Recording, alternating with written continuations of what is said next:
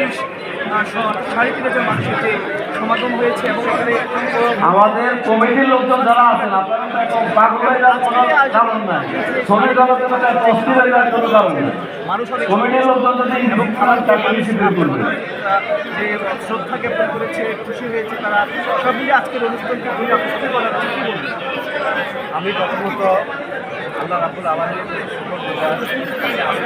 একটা মহতি আয়োজন সম্মানিত সুধীবৃন্দ, আপনারা দয়া করে স্টেশন এত সুন্দর একটা অনুষ্ঠান আপনারা সকলে একসাথে মঞ্চে পেয়ে উঠলে আল্লাহ করতে পারে।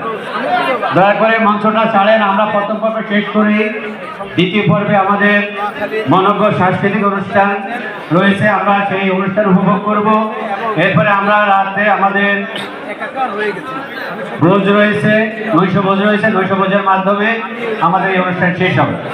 দয়া করে আপনারা আমাদের ইমাম হোসেন ভাই আছে, আমাদের সম্মানিত নির্বাচন কমিটি, আমি কিন্তু দেখে যাবেন আমাদের ইভেন্ট ম্যানেজমেন্টে যারা আছেন আপনাদের কিছু দায়িত্ব দেওয়া হয়েছিল। আপনাদের